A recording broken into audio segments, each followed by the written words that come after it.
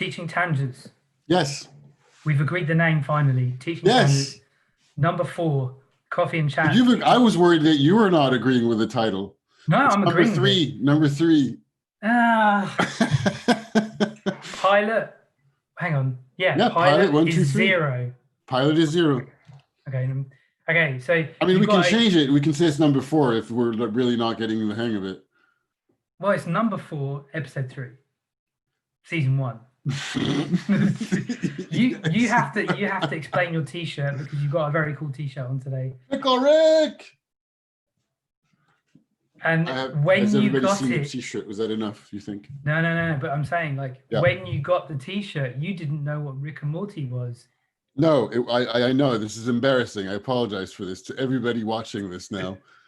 So I turned 40 last summer, and one of my very good friends just showed up, and he's going to spend the whole vacation with me. Anyway, he handed me this t-shirt, and I just looked at it, and I was like, with blank eyes, I don't understand. And he looked at me like, what? You have not seen Rick and Morty? You, Willem, that I've known for like 20 years, you've not seen Rick? You have to watch Rick and Morty. I'm so jealous that you haven't seen it. So Pickle Rick is from Rick and Morty, and part of the amazingness of, this is the most amazing bonkers episode of anything I've ever watched, probably.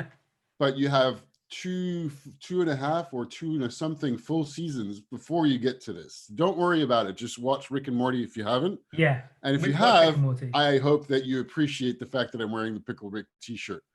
Yeah. And it's I don't have a lot of black t-shirts, so black t-shirts seemed appropriate today for other reasons. And you choose the question, but I hope we get to that. We will. For sure we will. And what about the mug? What's today's mug? Okay, so I told you, the mug department is no good. I have 2 mugs. I have a 3rd mug, but it's just blue, so I'm just back with Chargement en cours. Okay, so today's mug is Starbucks logo ripped off to become Star Wars. Very nice. May the froth be with you. And today's t-shirt. Oh no, I have a Paris mug. I could have used that. I forgot about it. I can use that. Yeah. Today's t-shirt is Soul Rebel. Nice. The color of we. So I don't. Appropriate. Yeah, go ahead. I thought it was an appropriate t-shirt. It seems very appropriate. Brown, yellow, red. And to forgive my ignorance, is it a band or is it only symbolic, or is it some other? Well, as far as I know. Or is it a brand? That's a totally fair question. Because no, it's not a band, as far as I know. I think I got it pretty sure I got it in New York when I was there. And I just liked the way it looked because it summed everything up. It looks very good. Yeah, and I think it's a cool, so I think it's worth saying we're starting late, and oh yes, mostly there is a reason why, right? And I've been, because this week I found it hard to focus. I've been really distracted by what's happening in the media, by everything that's been going on, and remembering and reliving incidents that happened to me and posting about it on social media and confronting my own opinions about the whole thing. And rather than post a black square on my social media, my sister did this amazing thing. She posted an album cover for a band called Bad Brains, and Bad Brains, New York hardcore band, all the members are black. And one of the album covers is called The Black Dot. The album is called The Black Dot, and it's a white cover with a big black circle in it, and it says Bad Brains in the corner. She posted that. So I thought, that's great. Rather than posting a black square, do something that acknowledges it, but is in a more interesting way.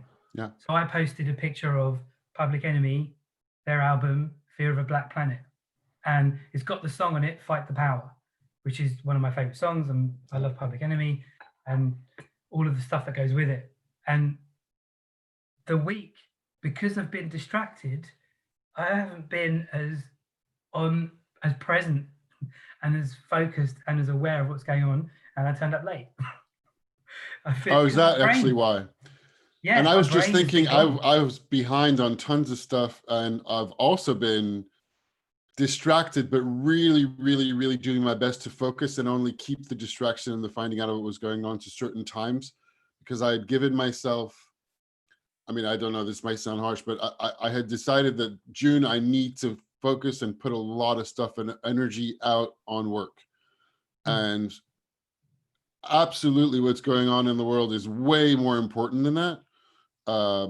But I also just, I said, no, I'm not looking at social media for hours on end. But anyway, we'll go into the whole week. But yes, and I can't relate to what you were looking at, but I can relate to being distracted. Yeah, yeah. And it'd be really easy to say, to make that into the reason why lots of other things have happened. But fundamentally, what it comes down to is it's down to me. My life is down to me. That's how I choose to look at things. I'm responsible. And, you know, how I manage myself. There are times when I'm really on point and I keep everything, like my diary's great, and other times where I'm just rubbish, incompetent. And that's part of being a human being, I think. Sure. That's the way I look at it. Otherwise, I would just be angry all the time. All the time. And we'll come on to this as we look at the question, because I think this week's question is, I nearly used it as the first question. So as usual, Willem has no idea what the question is. Yeah, I did ask you, sweating. and I was like, look, I don't know if I'm nervous. And the original thing I was going to say about being late is I was doing a bunch of other stuff, and I didn't promote the fact that we were doing the live, and it's probably a good thing given how late we are. So I don't know if there's going to be anybody watching. People will watch it. We'll see. It doesn't matter. They'll watch it later. But yeah, all right, cool. What's the question? So today's question is, how do I find a job I really like and get paid? Okay. That's it. Is that it? That's it. How do I find a job I really like? I was hoping to have something. This is the question I want. I wanted, like, what is systemic racism? Well, you'll find. Or something like that. You'll find that it probably links to the question. Oh, yes. We're going to make it link to the question anyway. It's like teaching tangents, right? So, how do I find a job I really like and get paid? So, all right. So immediately, what we're talking about is the Japanese circles of virtuous, like of living a virtuous or fulfilled life. What's that called? Ikigai. Yes, that one. Ikigai. It's like a super Venn diagram. Ikigai. I don't know. There we go. Yeah. Ikigai. And Ikigai is a 4-circle Venn diagram. And funny enough, I just watched a video all about that from another fellow strategist that I respect and admire, Phil Adams, that I hope is going to be on my podcast very soon, who's awesome, like a fantastic dude, really, really smart, love him to bits.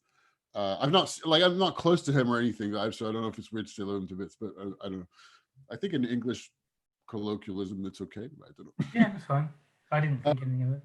Anyhow, Ikigai is, so there's, let me remember, work.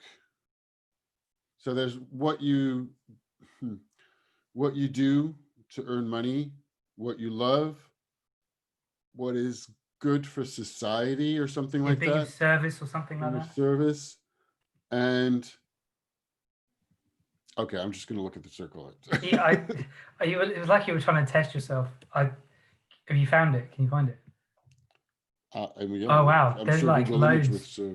There's 1, 2, 3. There's like. So yeah, what you love, what you're good at, what you can be paid for, and what the world needs. And so the intersection of what you love and what you're good at is passion. The intersection of what you can be paid for and what you're good at is a profession. The intersection between what the world needs and what you can get paid for is a vocation. The intersection between what you love and what the world needs is a mission. And in the center, if you manage to find the balance that balances all of that, that is what the Japanese called Ikigai. It's Ikigai. And so what are the 4 things? What you love. What you love. Okay, cool. What you're good at, what you can be paid for, and what the world needs. And there's different models of this thing, but it's a good way to start the conversation. It's a very interesting model, and the Japanese have got several very interesting models and concepts for notions that they have as one word that we don't, because Yeah. I didn't count the number of words I just said. Yeah. But all that boils down to Ikigai. And but you can go and dig in every part of that. And Yeah, you the could. question that you ask is only linked to a couple. And that was, how do I find a job and get paid for what I like? No, what is it again? The actual question is, how do I find a job I really like and get paid? Yeah, cool. The other one that I would go to in terms of references to get kickstarted in the conversation is Alan Watts's famous Yeah. it's a Poem, part. No, it's not a poem, rant. because no, it's It's not it's a part of rant. his one is no, it's part of his one is lectures. Lectures. Lectures. It's a short bit of one of his lectures. It's probably one of the most widely shared ones on YouTube. And he talks about doing what you love, and he talks about how the world is to students, right?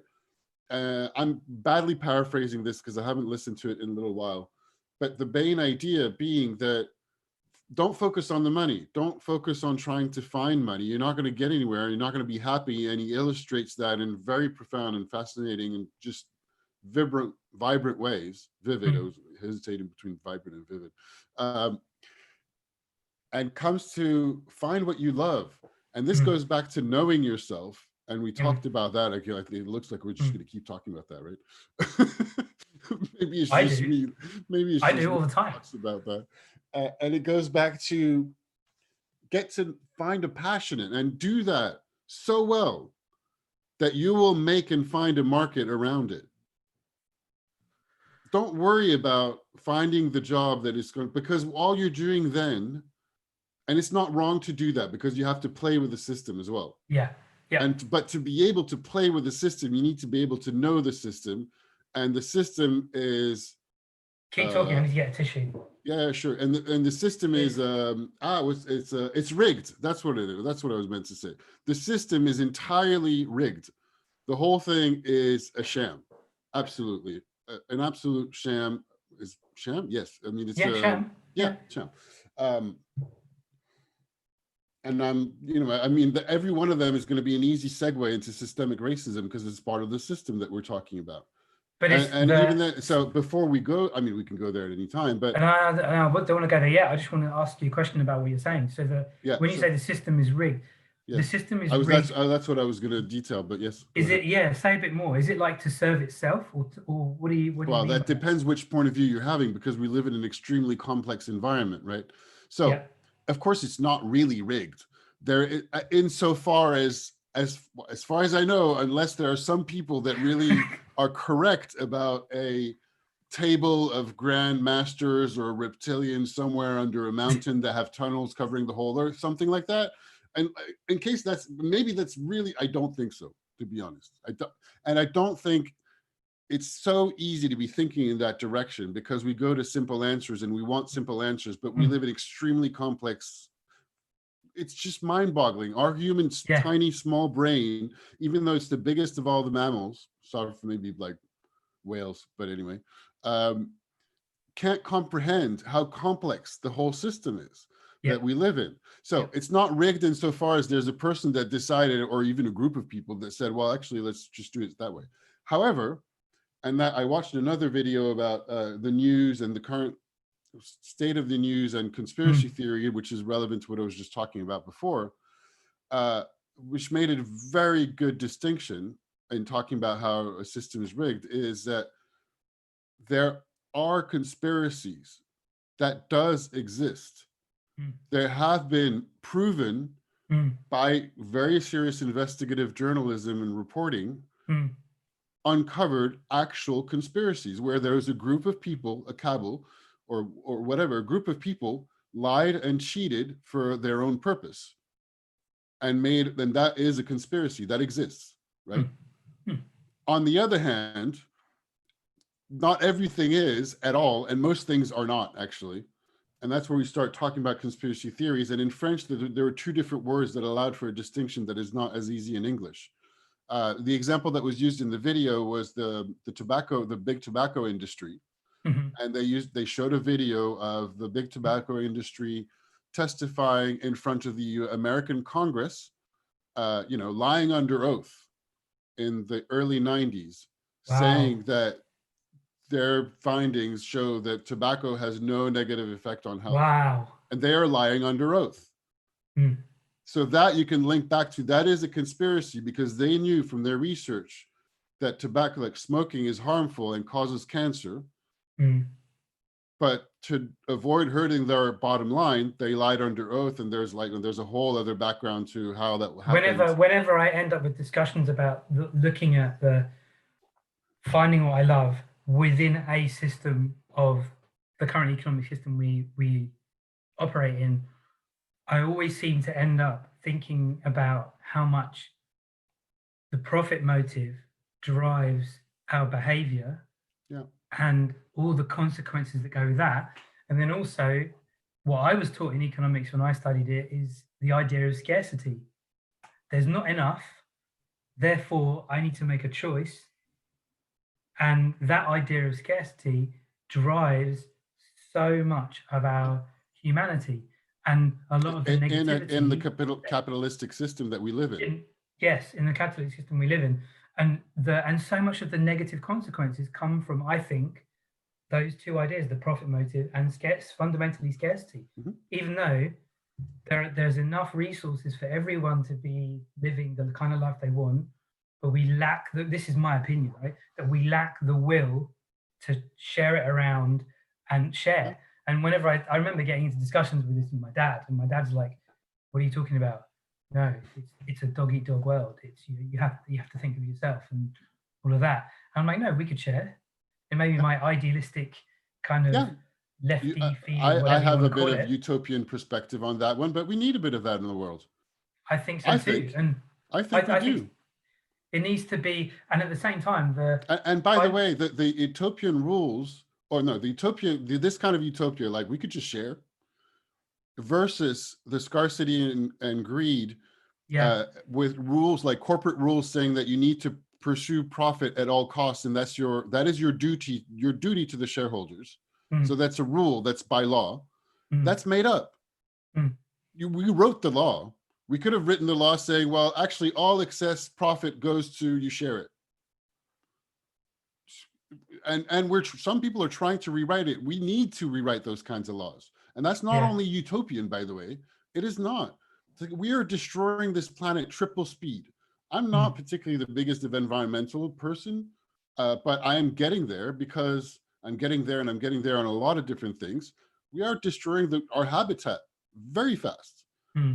And those kinds of rules saying like pursue growth and profit at all costs are getting us there faster. Yeah, economic growth. I remember reading No Logo. Sorry, the thing that I was going to originally say before I drop it, and this is just a very easy quote, but I just heard it now in an episode of On the Media talking about everything going on in the States this morning, and I didn't finish, but absolute power corrupts, absolute power corrupts absolutely. Yeah, I'm sure there was a French Enlightenment philosopher who said that. I believe so, yeah. So have you read No Logo by Naomi Klein? So funny enough, I was just looking at it on my shelf, and I still haven't read it.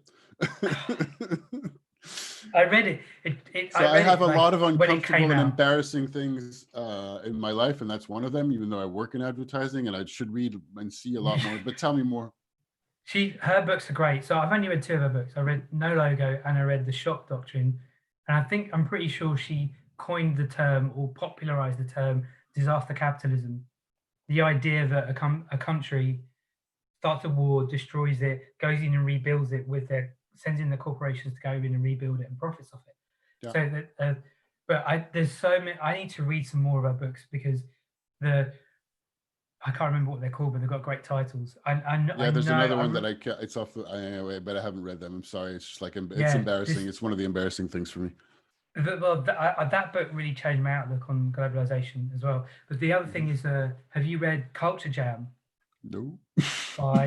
Haven't you heard of that book? Do you know what culture jamming is? I think I've heard the term, I'm going to say, but I'm not going to say very confidently. Oh my word. So, okay, I'm very surprised you haven't read it.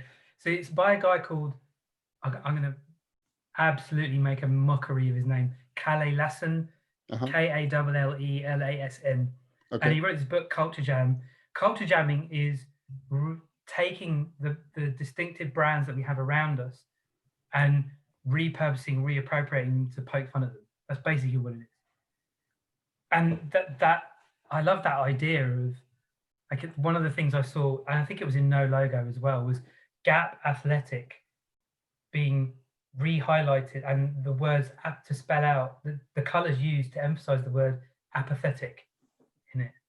The things like that, where you're cool. You're using you're using the capitalistic ideas against itself to highlight what the problems are. And I'm such a fan To of make satire, money. and potentially to make. Sorry, I don't know if it's it about was too making easy. money. I could not help myself. But this was before the idea of social because it sounds like it sells T-shirts. Yeah, but before the idea of social enterprises, or that third area of the economy. It's a whole other problematic. Anyway, I believe in that, but right now it's anyway. Yeah, it is a whole, like, it's really difficult, and the time is, I think, there for new ways to create. But talking about so I don't know which way we want to go, but if we go back to, like, why do I say the system is rigged, or going back a step closer to just originally the question, or I mean, even why I need to learn a lot more about, and I like the idea of, which comes from the Ben and Jerry's book, which is also, a little bit utopian anyway, but it makes sense as to say that one of the simple points they make in the book was to say that the most powerful force in society should take responsibility for it. Has responsibility for it. It's like with great power comes great responsibility. So religion used to be the most powerful force, and they took responsibility for a lot of society. There was a lot of wrong to that as well in the Middle Ages and everything else, but they also took responsibility. And then nations and governments were responsible. Still technically are, but today international corporations are the largest force in society. They are, by far. They make all the money. They have all the money. They master all the problems. Their leaders are the wealthiest people on earth. They lobby governments. They control. I mean, that's a whole other side of it. But by their lobby and their money, they control what happens in politics entirely. And also because and that's something that's wrong with the democratic system altogether, is political candidates need money to be able to run. So how do they operate? And if they accept money from someone, they owe them. And however neutral or what's a good word for that? Just impartial you want to be, or unbiased, or you've accepted a gift from somebody who's rich and powerful and who's going to want something because they have a lot of interest. So, and we work in a system of a lot of. And it's called a system because there's tons of connections running through it at all given times. So it's not necessarily wrong in itself, right? Yeah. But if the principle is you are an elected official that is representing a portion of the nation, because the thing that we're running is supposed to be called democracy, where the people have power, but really, do we? Do we, when we're voting and the only choice that we have are between two people that are actually controlled by money and all the ties they have to all the different points over there? Are those the interest of the people or the interest of the people paying? And this is you summed up really well, because and it's worth keeping going this, because what we're talking about is the context within which we've gone far off the question, but we haven't. What you're talking about is the context within which a single pupil will ask me, how do I get paid? Exactly. I mean, yes, my original point, absolutely. My original point is you got to understand. So we talk about knowing yourself, but you got to know the environment, right? So yes, I cut you off. I'm sorry.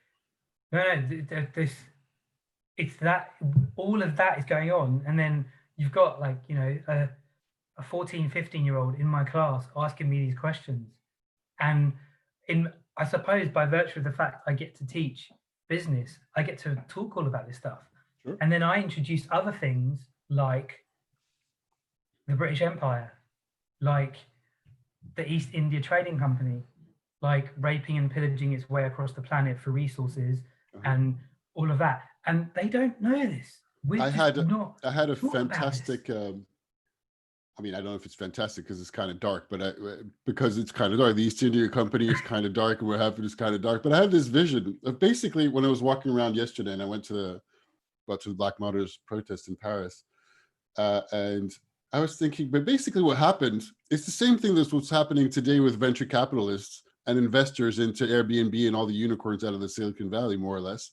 In that, you had these guys who were like, I'm going to go and explore the planet. There's riches without, like, you cannot imagine. I want to go and explore the sea. It costs a lot of money, so I have to go to the king. The king is like, well, I got, what you got? He's got, well, I mean, there's riches, like there's so much stuff over there. If you pay me for all these boats, I will bring you all sorts of crap back. It's going to be amazing. It's going to be tobacco, riches, all sorts. It's just, and okay, King's like, all right, great, but you bring me some good stuff back because these boats are not cheap, man. So, you know, and I need to sit my position of power. I got a war going on, like if you're the UK with France or whatever, all sorts of stuff going on. So yeah, I mean, you know, some good new riches would be quite good. So they go off with those boats and show up in Africa and India, wherever. And I say wherever. I don't want to diminish everything, right? But I'm just creating this story in a whole. No, keep going. It's a great diet. story. I'm actually hooked by what you're saying, the way you're saying it. And just show up there in Africa. It's like, great, we got fruits, we got minerals, and there's people there that, you know, speak our language. So like, they just don't worry. I mean, actually, we need a lot of able bodies because we got a thing going on. Like all these people want clothes and fashion. So we got a gig going on with cotton. You know what? Just pick them up and just, we'll put them to work. They don't really seem to understand what's going on. And I'll just help myself. Yeah, don't worry about it. Just, I'll take this stuff. It's gold. Yeah, you don't care about that. I'll take it. That's just cool. And yeah, come along on my boat and like, we'll have a ride and I'll show you my cotton fields over there. It'd be cool. And then once you've gone through the cotton, go back, like triangular commerce, right? Your students know about this a little bit, or? Yeah, they do. Okay, good. How dark and you're is saying that? You were making, and these are, and so, but at the time, by the way, I'm pretty sure, and this, like, you might be able to fill my gaps on that one. They didn't think they were people. Yeah, it's true. They were just really genuinely did. Yeah. They were like, oh, there's just some kind of other animal, evolved cousin maybe of ours between the monkey and us, something. Not even, just like an animal. Yeah. It was not human. They were considered not human. But were you drawing an analogy between that kind of venture capitalism and the kind of Silicon Valley venture capitalism? Were you drawing a link between the two? Well, sort of. I mean, at first I was just imagining just a very high level summary, kind of like comic strip of the ridiculousness of what was going on. Yeah. And not ridiculousness, what looks ridiculous now, because we're just not operating by the same values either. And I'm not saying this to condone or excuse what was going on. That's not the point. But from the perspective of the king, they had a lot of things going on. They were really, really entrenched in what's going on with the Pope and Catholics and Protestants, or like whatever's going on with religion, which was a big deal, as we pointed out earlier. They had a lot of power. Yeah. They're trying to organize all the squabbles they have between all their subjects or the court. It's entirely possible they're not doing anything at all, the king themselves. But if the king or queen is not doing anything, let's say, because that happens, there's like, they're just going to parties and whatever, there are politicians behind them. There's dukes and like serious operators at any given time in history that are doing the kind of work that so it's like that position of doing the political work, right? And so you're doing a lot of work managing your own nation. You got war, you got famine, you got all these people to feed, you got all sorts of stuff. Somebody shows up and says, well, I got all this extra money that is coming in if you want. And just, you're like, well, yeah, sure, I got to feed my people. You don't really worry about where it's coming from. It's like, okay, there's just like magical creatures, gold, riches, tobacco, chocolate, all sorts of crazy stuff going on over there. And we found free labor. So there's no need to bring any of your people. We can leave them in the fields. It's like, awesome. Bring me money back. I mean, yeah. It's and I think, I don't know, I would have to think a lot more on the parallel with, but it's capitalism. But I would think I would have to think a lot more on whether and how if there's an interesting parallel with startups and capital ventures. But capital ventures invest in highly, highly, highly risky businesses called startups in the hope that one out of go figure how many is going to come out to be Airbnb or Uber or something. No, but right? This is how the whole idea But of when the corporation the king's started anyway. investing on some dude just shows up and says, I'm going to go across the sea, and like, but wait, I thought it was flat. Isn't the earth flat? No, it's not. It's just like the latest news is actually round, or maybe. But it doesn't matter. Even if it's flat, I can get over to India, and there's all sorts of stuff. How many boats are going to be sunk and just lost? And how much money do I have to invest in this crazy venture? That's what I mean. Yeah, totally. Because that's how, and I can't remember it exactly, but that's how the idea of investing in a company, having a holding company, The East India that's Company, how it all right? started. It was all adventure and exploration, and put the money in, separate the person from the company. They like had all of that. I'm sure they had a few utopians in there. So I don't know if it's a good idea to be one or not. Sometimes I wonder. I'm just thinking, listening to all of that, everything we've been saying, I am thinking again, and we talked about this before, what must it be like being 15, 16, 17 and having access to so much information and so much media and so many opinions? What must it be like to then think, what am I going to do with my life? What do I want to, like, how do I? Well, I mean, if I'm them and I'm like, you got puberty and a lot of hormones going on, so I'm also just probably worrying about that. No, you know what, right? You say that. We watched last night Ready Player One, the Spielberg film, and I thought it was great, and Davina thought it was great, and she thought it was better than she expected, and me too. I was like, wow, this is really good. This is a proper exploration of. Hadn't seen it. But you've read the book? Exploration. No, I probably need to read the book. So super interesting. I read the book first. I enjoyed it. Yeah. And then the film ruined it for me. Oh. And the way I analyzed both of those things is whichever you do first will ruin the other. That makes sense? Okay. Yeah. Because they've made very different choices, and there were some criticisms that were made about the book in some areas that I only saw when I saw the movie. And again, that's kind of bias and privilege, certainly. But they also made a lot of different choices from a licensing perspective and story perspective in the movie that I didn't enjoy compared to the book, but that if you see the movie first, you wouldn't know. Because I thought it was great. An exploration of what happens when greed, corporatism takes over, wants to control everything, but doesn't. This idea. You may well enjoy both for that. I'm absolutely geeking on the geek licenses and everything else. Yeah, and then I was watching it and I was like, what a wave of all these little things. The little references, like Ralph Breaks the Internet did the same thing with all the logos, and like I do. You're gonna love the book. There's so many more references in the book.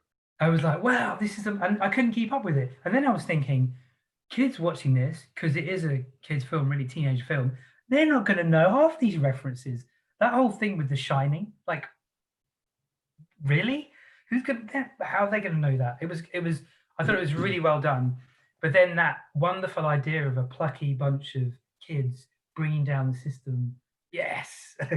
Yeah, it works, right? It works. The same like Star Wars, the Lego movie, the same. Yeah, stuff. I mean, it's the David and Goliath and the underdog. Everybody likes an underdog story. Yeah, but it did highlight. I kept thinking of Jeff Bezos. Did you see the South Park episode about Amazon and Jeff Bezos? I haven't watched South Park for years. That is so good. They've had some very good episodes, and so there's several episodes on the South Park. I think in the last season. Or the previous one, I'm not sure. Still going. So there's a fulfillment center, an Amazon fulfillment center that sets up in South Park. Right. And it's so that you're fulfilled through the fulfillment center. You go in and get fulfilled. Well, you order Amazon and you're fulfilled, and you can be fulfilled. And Jeff Bezos is a kind of like, he has an alien giant head and speaks telepathically. Oh my, telepathically. It's very scary. It's very good. It's like really good, really funny, and also the kind of funny where you're like, you're not joking anymore because it's way too real. Well, that's why I love them. That's why I love Black Mirror. Mm-hmm. I think that's amazing. Did you see the new ad campaign for the new season? No. Scary like that. It's the bus side stops. Only just flicked through a site quickly yesterday. Bus side ads, mirror with Black Mirror on it. Welcome to the 6th season. It's happening right now. And you're just looking at yourself in the mirror. It's a very, very, I know that the guys who made Get Out, now Get Out I still haven't seen that because I'm so scared of horror movies, but I know I should watch it, but I don't like horror movies. You need to know. Get Out. That's the reason why I didn't watch it, but I know it's embarrassing. No. I actually attended a presentation this week that was all about a white guy like me with privilege learning about how much, I mean, anyway, I went to a conference and somebody taught, he had the movie shown to him by 3 Black women in his department to explain to him every subtext that was going on that he was not getting at all. Yes, you need that film is one of the best films I have ever seen because it plays like a straight horror in a lot of ways, but it's like this other weird, like, oh my God, when I got the premise, I was like, I don't like horror movies. So, all right. The other really embarrassing, I mean, not uncomfortable. I mean, this is uncomfortable times, but also just even saying it and how uncomfortable it is just disgusting. So I watched the documentary feature 13th yesterday on Netflix. Yeah, you told me about this. I haven't watched it. And so it's a documentary basically about the history of systemic racism in the United States, but that resonates with the whole world. And in the terms of my job, I would say it's the story of rebranding slavery into criminality. And the carceral, the prison system in the States, and that's not the only thing. And they've interviewed people from all spectrums from a political perspective. It's extremely well done, eye-opening. That movie has been on my watch list for Netflix for over a year. I know I've been wanting to watch it. I heard it was a very good movie, and it's one of my watch lists. Except that every time I was like flicking through and Netflix was like, well, this is on your watch list, 13th, this documentary. And I'm like, oh, it's going to be kind of uncomfortable. I don't really want to watch that now. So it took another violent death of a Black man in Minneapolis for me to find, and protests all over the world, for me to go like be uncomfortable enough in my white privilege to watch that documentary, which is embarrassing. I mean, I say embarrassing, it could be saying it's disgusting and all sorts of different things, but, and we need, I mean, I say we, there's in the white people and everybody, but the white people in particular, or whoever is in the dominant, whoever is in the majority, meaning also likely if you're in a rigged system, you're the oppressor of a bunch of people. So that's it's your job to take responsibility. And it's your job to do something. And that movie does a very good job as well. I don't know, do I want to tell you? Well, of talking through how complex the whole thing is. Yeah. And everybody wants a simple solution, but there is no simple solution. Yeah. So it's up to you to go, well, all right, what do you want to do about this? And that's perfect. Which brings us back to our question. To the question. And I think it's great. And what do you want to do about your life? And what do you want to do about your job? Yeah, but like, I think the premise of the question is very interesting. And I don't think I said that earlier. I was going to say as well, it's normal that your students are thinking in that frame of mind of how do I find a job that I like? Because they are grown and they get paid. They're grown in, well, actually, what was the order of the question? How do I find a job? It's how do I find a job I really like and get paid? And get paid, got it. So the how to find a job at the beginning of the question, okay? Yeah. You are built, and we talked about this in our other episodes as well. You're trained in school to go through, I do this and this happens, cause and effect. And boxing, and you're being trained to go in certain amount of boxes. It's like, okay, I go from this class to this class to this class to this exam, and then I go to find a job. That's the linear way which is an order that we set on life to have a certain functioning society decided by the people pretty much direct, like leading the society. So it's in their interest for most people to do that, but that's not in reality how life happens. Now, nothing wrong, but you are applying the same thinking to what you like and how to earn a living. So you think that to be able to do something you like and to earn a living, you first need to find a job. Or if you're not thinking that actively, you've put it in the sentence in that order. So that's what's coming first. But why? Aside from the fact that society's been organized in that fashion, because, well, we need a lot of people just occupying these functions, or at least we did. But things are changing. And we talked about that in our first couple of episodes. And that idea of wanting an answer, rather than having to think and try and figure it out. Nobody wants to realize how hard things are and try and figure it out.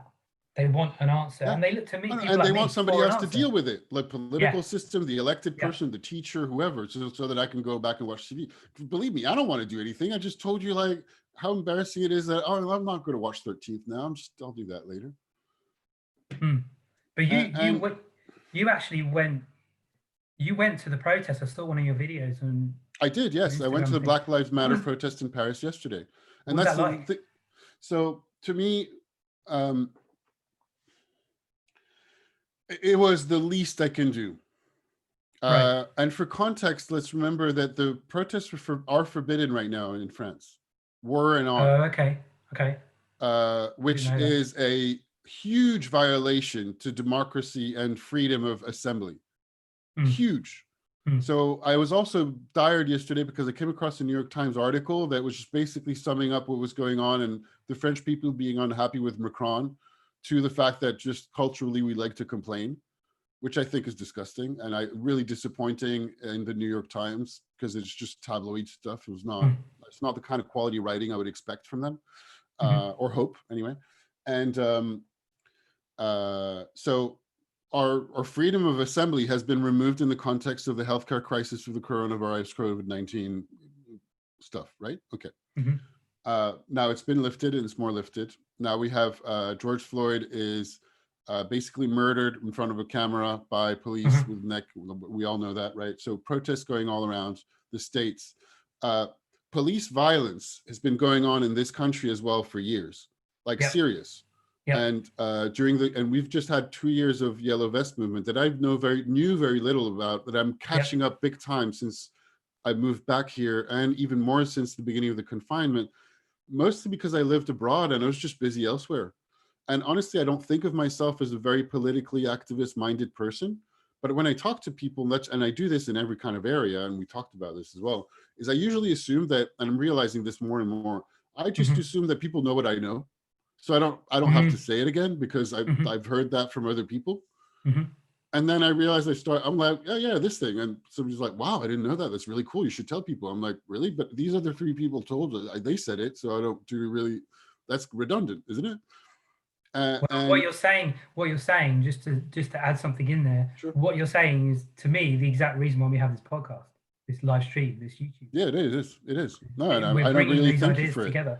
I thank you for it, because it's giving me more and more ideas, and it's giving me structure, and it's a huge support for me.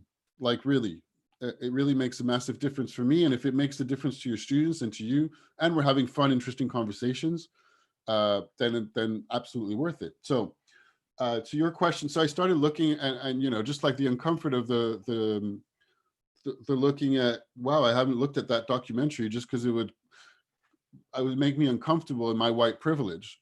So I am aware, or at least aware that I'm not aware, and that I know I have no idea, generally speaking, of the level of what being a white guy and the privilege I grew up in represents and means for other people. I know enough knowledge intellectually. I have very, very tiny bits of experience, but nothing compared to growing up with that kind of stuff in the States. What I mean by that is, for example, one day, I lived in Asia for several years, and there was like mostly not white people around. But one day, while traveling in the south of China in a small town going on to the way to the Vietnamese border, it was not a very big town. There was literally no reason for there to be any white people around. It was not a touristy town. It was not, and I just spent a day there. I was wandering. And that I really, really felt like people were really looking at me and pointing to me. And I was like, wow, I am really different. I don't usually think that, and I don't usually bother about it. Yeah. But that, it's tiny bit.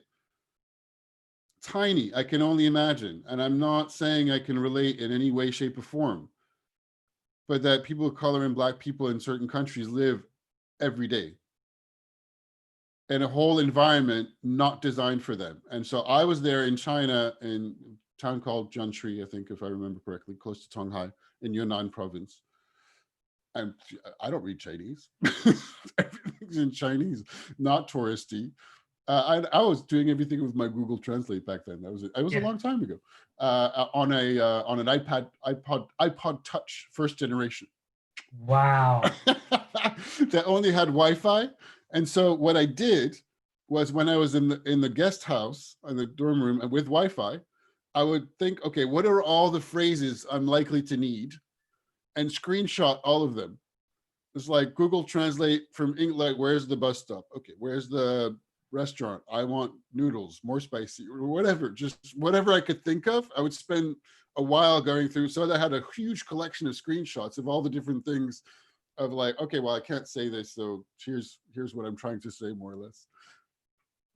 You know, this. Let me just talk about this, because this whole today's episode has been very much about context for that question asked by that pupil. Yeah. So I'll give you a flavor of some of the things that I've experienced. And I really think you should watch please. Get Out. I really think you should watch Get Out. I know, and I know even more. I was at a conference, and Rob Campbell, who's fantastic. He has a blog. I'll add the links, because your students should go check him out. He's super smart and awesome. And he posted his presentation about Get Out. And I heard him talk. So, fun fact: there's a series of podcasts. The Reply All podcast. Uh-huh. They're two guys, and one is a scaredy cat. The other one who doesn't like horror movies at all. The other one loves them. So they started a new podcast series.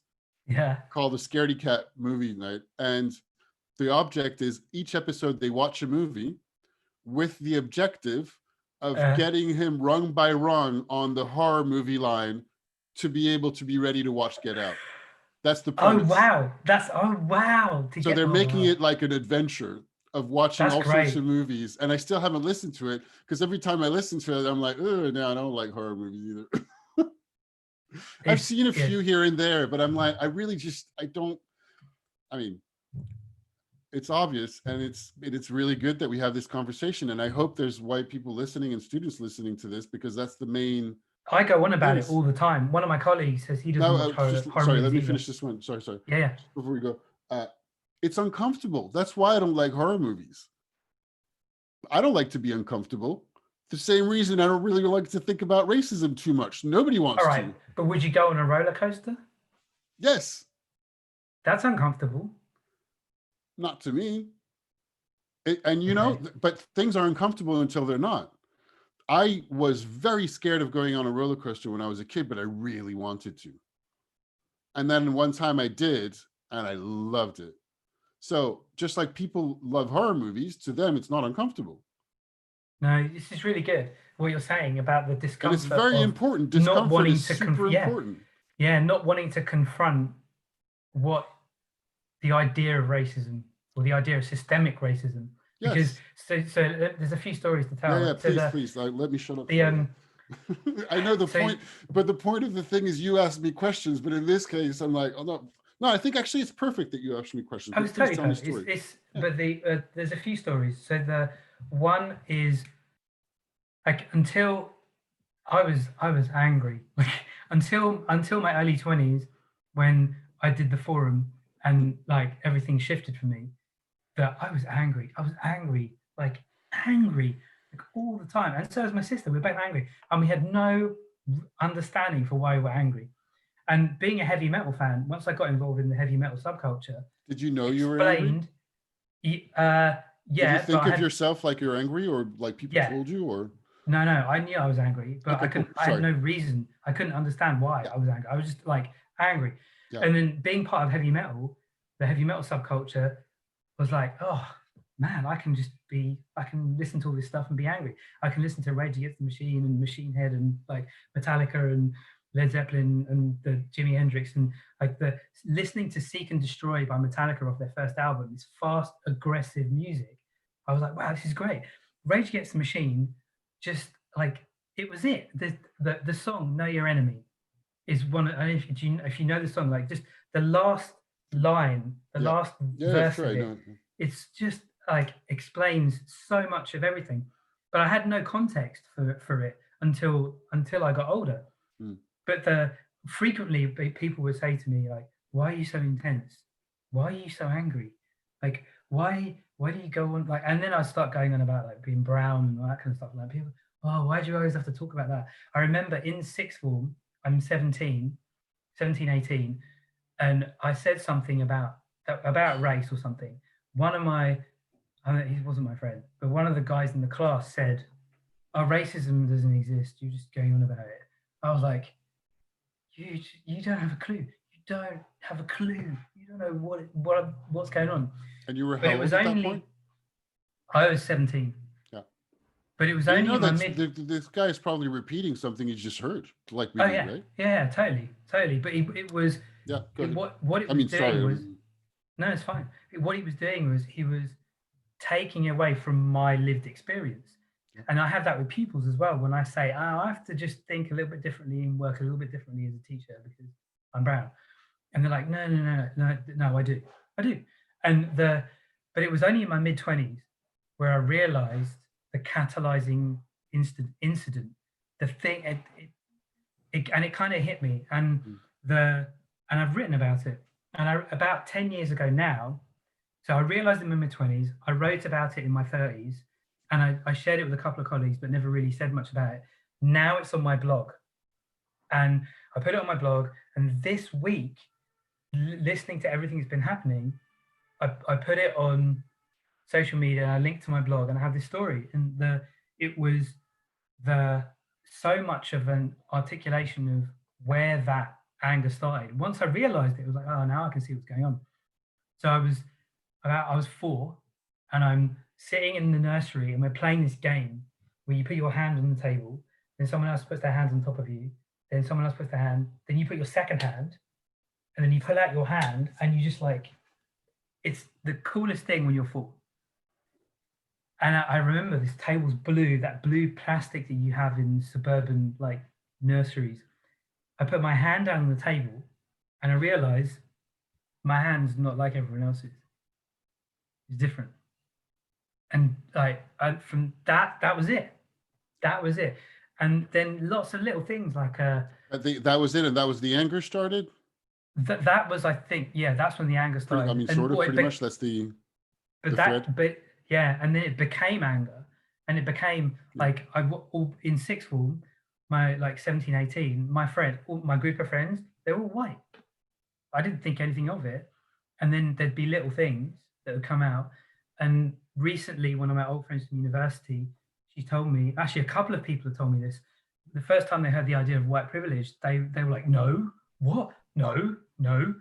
And now they're like, oh, okay. Yeah. But the thing is, most people who don't get it, who don't know, mishear and misunderstand the term. Yes. To begin with, because the first thing they go to in their head is like, I'm not privileged. I have these problems, this upbringing, this whatever. But what we're talking about is a system. Just like I talked about it coming back from the protest yesterday, and I stopped at a bar I know. Anyway, even the way I protested was privileged, but I'm 40. I'm like, I'm not 17 anymore. The last time I was protesting was a long time ago. But she said, oh, we were talking a little bit about this. And these are the people I don't know very well. So just, kind of being a little bit careful about how we're talking, just to gauge what's going on. And this kind of thing that you hear all the time. Oh, but this friend who's Black or colored told me that never happened to him or her. Like they never had that experience, or they were never stopped by the police, which is exactly what was said yesterday. And again, it's not about the experience. That experience, for all it is, it's their experience, is anecdotal. every single one experience is anecdotal, and I don't mean to diminish any bad experiences by that. So I don't mean to say that, right? I just want to make sure, because I know that like single experiences, some are absolutely atrocious. I mean, just like the one we've seen with George Floyd and many others like that. But it's part of a system. So when people say there was a trending hashtag, which was like, just that boggles me as well, in France, going, "I support the police." You're like, just, you really don't, you have anything else to do? So the police are fine. I was next to them. They're armed to the teeth. They are scary. So they're fine. And I don't know how they are individually, what's going on individually. Maybe they're not fine. But from they don't need your support on Twitter with the hashtag. They're fine. But regardless, they're part of a system. If there is police brutality, things have been designed and ordered to be that way. The police are there to protect the state. Well, yes, and that's a whole other thing that I was thinking about to get into, the legitimacy of violence and force, which is super interesting as well. And in that documentary, and France is very much the same, you see the rise of the budget and powers of police and the links to political power. So it's not to protect the state. It was to win elections. It is to win money. It is all sorts of stuff like that. So protecting the state insofar as protecting the system, but sometimes, and actually pretty much every time for the past like 20 years or more, to win an election, we drum up a story about scary criminals, etc., that also happen to be Black. You need to watch the movie, right? But that stuff, there's stuff I had an inkling about at least before, but some of it was completely brand new in the way the movie is put together. It is extremely rich, 100 minutes of extremely well documented, very well put together and edited, the story of how all these bricks fit. And how still at the end you're like, oh, well, so what do I do? Because, you know, a new politician running for an election, as we said, is going to try to provide, everybody wants a simple answer. And that person is trying to please everybody, even though, you know, everybody has different needs. Everybody has, you know, different situations going on. And so that's another reason why we're not talking about individual experiences at this particular point. But it is triggering to be told that you're privileged, particularly when most of the people being told they're privileged are probably not in the grand scheme of things. But it takes a lot of education that is really non-existent, and I'm ashamed to say I've not done much towards that for the past however many years. But I'm also interested in looking back, and that's back to the question from the student. And I'm having ideas. That's why I couldn't sleep tonight. I was like looking at, all right, what am I am interested in looking at, what do I want to put in this world? What is an expression of me that makes a difference and will positively contribute to this? One of the best things I've heard is that the way to make a difference, make an impact is start with, you can start with yourself, but start with your family. Sure. Have those conversations in your family. Yeah. And then it becomes much easier to bring it out there. Like asking this question of like, what do I do with my life and how do I make money from it? Hey, if that conversation is too scary with family, because some people don't have the kind of family to have that conversation, start with somebody you don't know. Start on Twitter, start on Reddit, start with somebody with whom you can relate to, because a lot of people can't talk about that with their family or won't be able to for a long time. Actually, some people I met recently just literally cannot talk to their family. Their family has disowned them and changed their phone number. Wow. So they can't talk to their family. They had to find other people to talk to. So then maybe the thing is, unfortunately, that person I'm thinking of was very lucky to find other people to take care of them and surround them and find them another family of friends and supporters.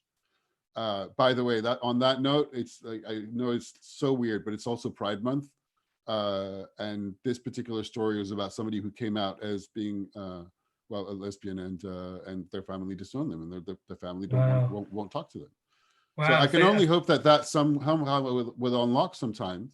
And we're very lucky that we can talk to our families, probably because you went there, but not everybody can. So talk to somebody. So it's probably like start small. Yeah, start small. Absolutely. And I think it's the same thing with the question, how do I find a job I really like and get paid? given this context. Start small, start somewhere, take some action, do something, and allow yourself to find your passion and discover what the world needs, and maybe where you're. The advantage of being young is there's a lot of pressure and it's tough. It is, but you also do have some time for experimenting and playing, but it takes an effort. And sometimes I know that for me right now, I love to play games, and I've been telling my group that play board games that I'm like, no, I need to work on some stuff right now. I'm sorry, guys, I can't join you. And I would have been hard pressed to do that as a teenager. Now it depends, you might have more or less friends, etc. But maybe sometimes you got, you know what? No, I'm going to practice the guitar for 2 hours or something. Yeah. I think that's great. And there's so much more we could talk about. Yeah, I know. And we're going to, so I should finish about the protest just quickly. So I did not, so there was a protest on Tuesday.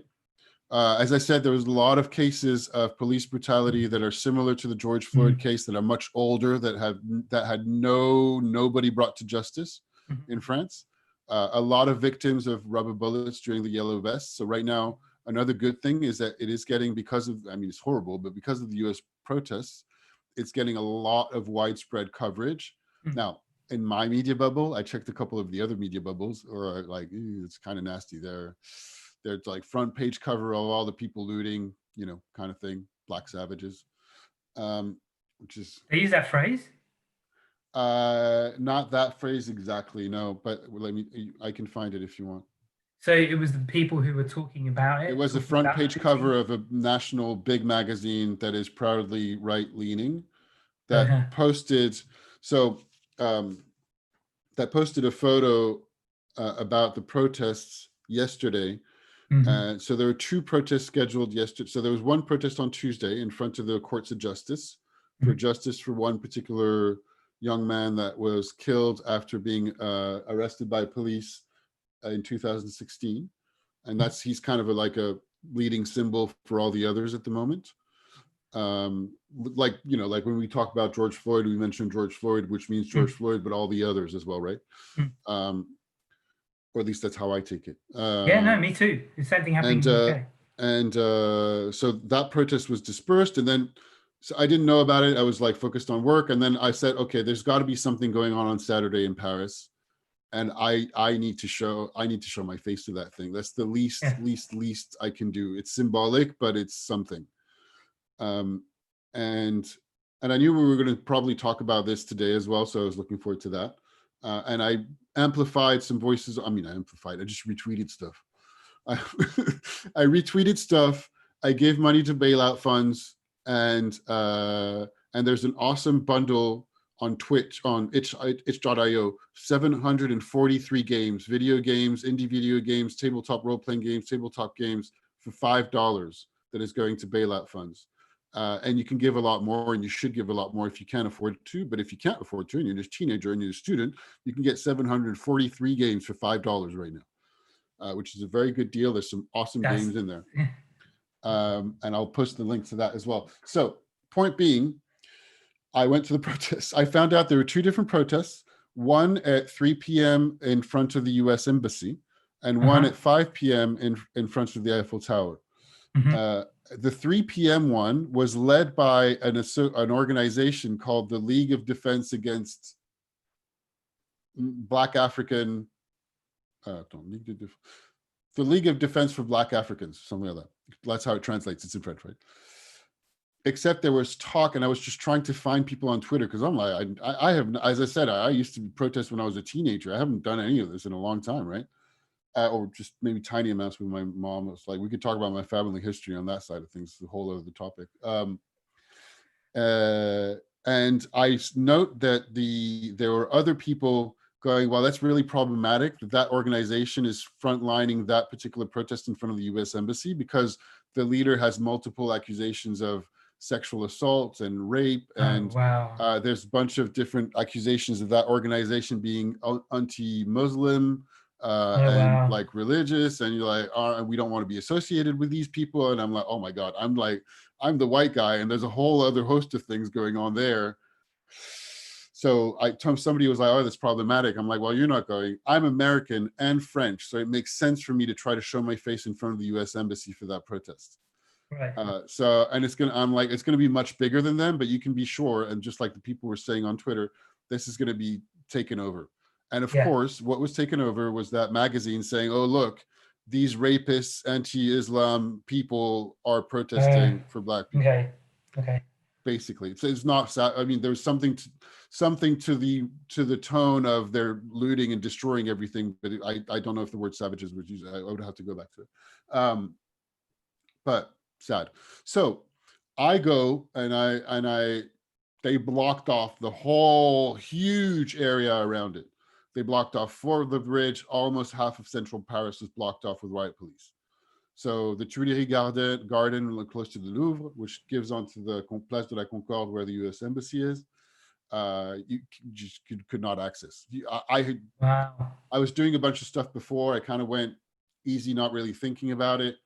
And it was just 2:30, 2:45, no way to get in. So I was like, oh yeah, I hadn't thought about that. Plus I was talking, I'm on my own. It's really uncomfortable to be on your own in the context of coronavirus. We're supposed to be social distancing. Really weird. Wearing a mask. You're not supposed to do this. There's a lot of, it's very, and I was hoping to be with friends, but I didn't manage to find friends to go with. So I was like, oh, I'll just go. I'm going to go. So I was talking to people and asking questions here and there, and like, my hope was to find a group that would adopt me so that I could hang out with them. Yeah. Except that with my white face, there's a lot of undercover police hanging around. A lot. So I would be, it's kind of like, well, one, we're supposed to social distance. I don't know you. So people were polite, right? But not particularly like, come on, let's all protest together. Wow, just the multiple factors all convening in one thing. Yes, so there was a lot to observe and unpack in that. Yeah. And so I talked to a few people, worked out that I'm like, you know what? I don't think it's going to be. I'm not going to be. It's a shame, but if I want any hope to assist to any protests, I need to walk over to the Eiffel Tower now, and all the front bridges, 4 bridges ahead, were all blocked. And we're talking like tens and tens, dozens and dozens of vans, riot police, like kitted up to the max, body armor, shields, like scary people, right? Yeah. Everywhere. So I crossed over, I walked over to the Eiffel Tower. There's nobody. It's sunny. There's like families with small kids picnicking in the park. And I'm like, okay, what's going on? And by the time it was 4:30, and I was trying to follow on Twitter what was going on, the police were boxing in all the protesters in the other one. And of course, they had blocked them off. They couldn't get to the one in the Champ de Mars, as far as I know. So I don't really know what happened in the end. But I was like, they're never going to be able to join this one. Yeah. And when I say this one, there was like 3 people. So I went to talk to them again. It was kind of polite but weird. I'm like, I don't know if there's a protest here. I might have completely failed my trying to get into a protest. And then suddenly I saw a group of people, and I was, oh my God! Thankfully, just about 5. I don't know. There's a group of people that showed up. This is not a very big protest, but I joined, and I joined the protest. And people had signs. I took a few photos. Tons of people taking photos. And in the age of social media, you realize how many protesters are staging stuff. Super interesting as well. So in the middle of the protest, they got signs. They're taking positions. They're staging to be able to show a lens of whatever the message it is that they're pushing. Does that make sense? Yeah, it does. Yeah. So of course that already happens by people carrying signs. The signs of what they're putting on them is a choice. So that's what the message they want to have put out there. So Black Lives Matter is one, but there might be more complicated, just other types of stuff going on. And then this is interesting. So we're just going around the Champ de Mars. The gathering was getting bigger. There's tons of vans of the police that just left and then came back and left.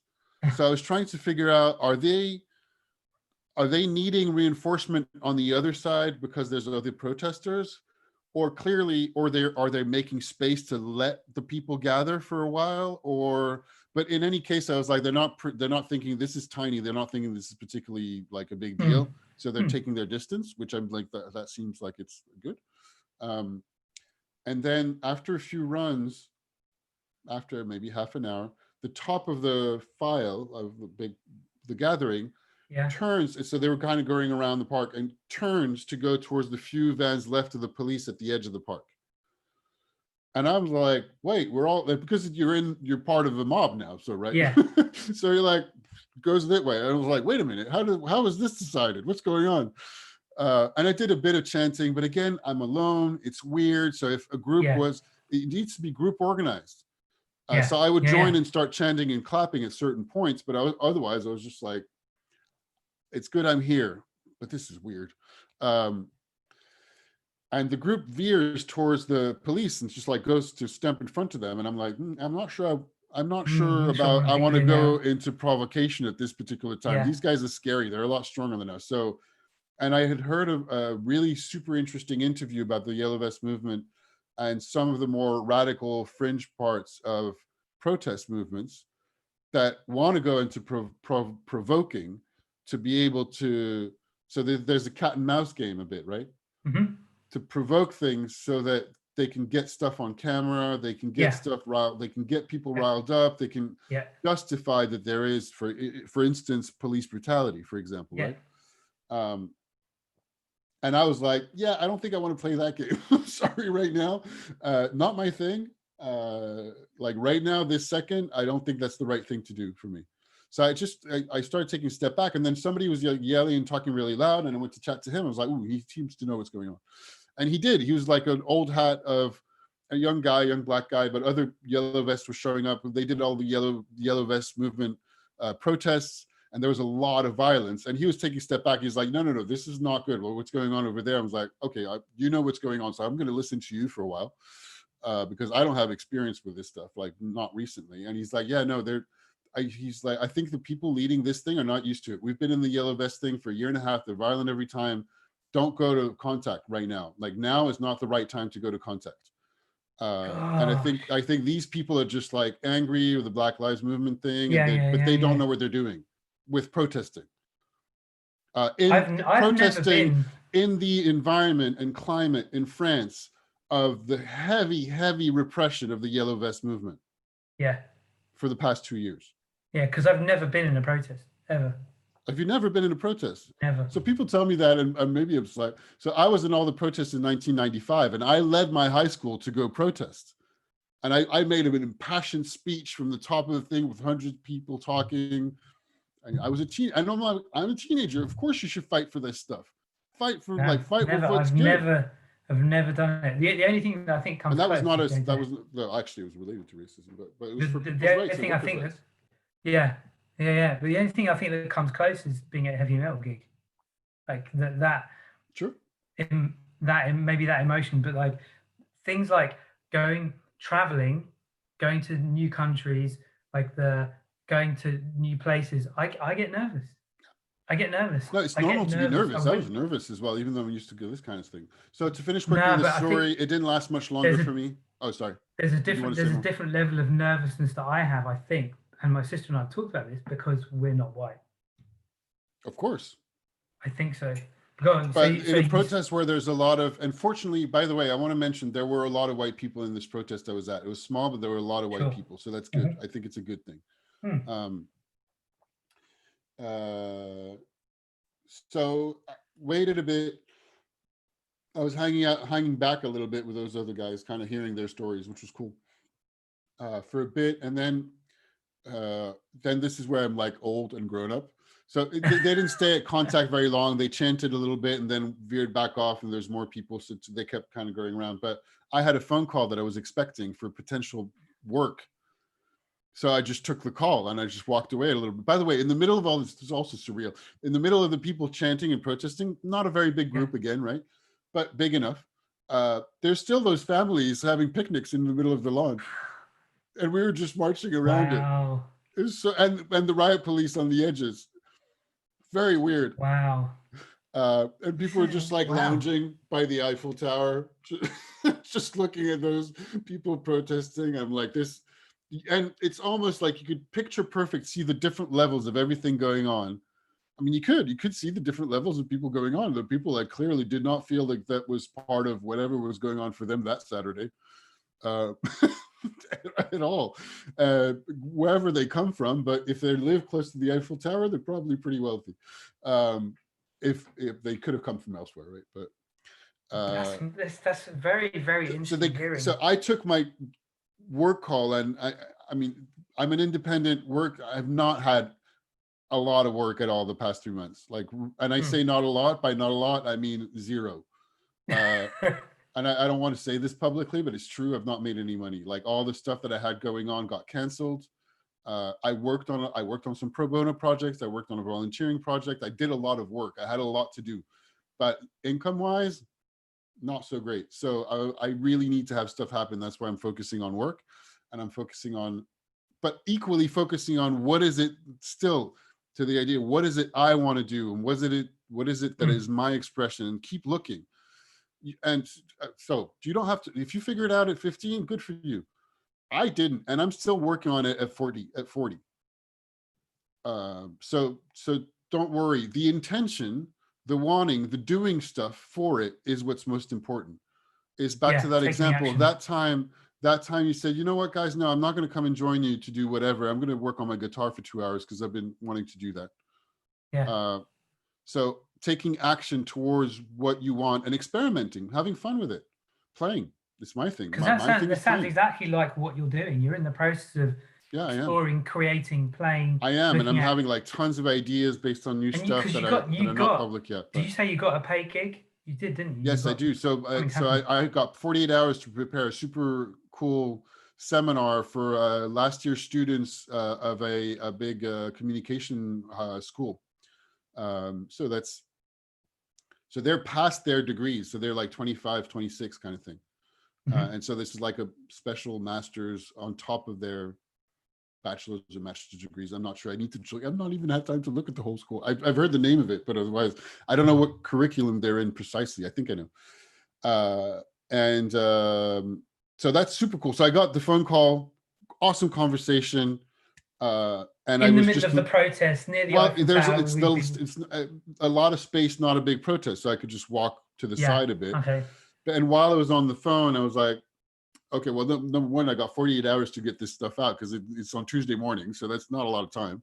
And I was looking, because I was to the side, I was seeing more of the police and the scary looking one. They started picking up their like big, huge shields and seemingly maybe lining up. And I was like, time to go. So I don't think they're lining up just yet. I think you probably still have another hour, but it had been an hour and it was past 6 p.m. And I was like, you know what? I think I did my symbolic thing right now, and I'm going to go and work on my work right now. So that's what I did, and I posted photos like a lot of other people. So I was just like, all right, cool, I've done my thing. So on one hand, it seemed kind of small and petty, but on another hand, symbols are important. I'm very, very happy that I went through the trouble of doing it, even though, and that meant like dealing with my embarrassment, asking random people about what was going on, and can I just kind of join you? No, okay. And it's important. And now it's only the beginning to start looking at making this more than just one other set of protests that happen on a regular basis. Yep. So what am I going to do to contribute to changing something positive, to be anti-racist and changing the systemic racism that also, while helping others in whatever projects they have, but that fits with what I'm up to? And like back to the Ikigai that we're talking about. So Ikigai is not find a job, I think we can finish on that. Yeah. Ikigai is find what you love, find what you're good at, find what you can be paid for, which is not the same thing as looking for a job, and look for what the world needs. And it's a never ending, sometimes you might be looking, sometimes you might not, but you want to take actions towards it. Yeah, start small, take an action. And I'm in the same place. I changed careers to become a teacher, and my career as a teacher is beginning to evolve. I'm becoming more active on social media. I've discovered that I like video, I like something. So something will emerge, but you got to be willing to do something. And this is And I out. think the most important to finish is Black Lives Matter. And if you have a doubt on that and you're like, well, my life matters, whatever. Black Lives Matter because all lives matter. And this is also a design thinking principle. You got to think about the extremities of the use of Oh, this. that's great. That's great. You got to think about the extreme cases. And we're talking about a minority of people. And if the minority are not taken care of, nobody is. That's why Black Lives Matter. And when I say Black, I mean minorities. And in this, I mean, right now, yes, it's specifically Blacks in America. But as I said, it's also Pride Month. LGBTQ communities, LGBTQ plus communities also are minorities that need protection, that need caring, that need the majority to be educated about, that everything else. I mean, I don't want to go into, not that I don't want to go into that, but we were supposed to wrap up and finish, so it's already been long. So everybody, and it goes back to the most powerful force at play, the majority has responsibility towards the minority. And that is an idea. Those 2 points are great. Yeah. The majority has a responsibility. The minority has, the powerful minority has responsibility to the majority. And that design principle of if the extremes aren't taken care of, then nobody is. I think that's, you always manage to say one profound thing at least every episode. That's thank you. That's great. And I never would have thought of that. I never would have thought of that. Take care of the minority, take care of everybody. That's great. Cool place to end. Yeah, thank you. That was awesome. You click stop.